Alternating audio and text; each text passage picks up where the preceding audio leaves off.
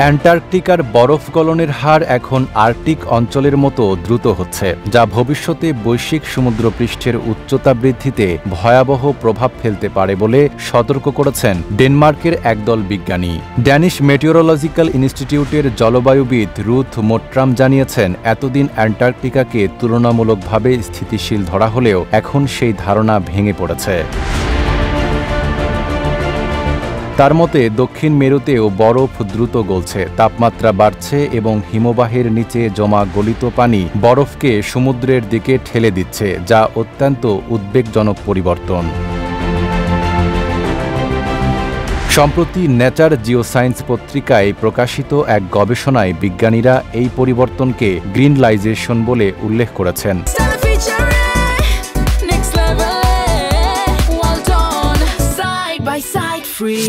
অর্থাৎ অ্যান্টার্কটিকা এখন সেই একই প্রক্রিয়ার মধ্য দিয়ে যাচ্ছে যা আগে গ্রিনল্যান্ডে দেখা গিয়েছিল।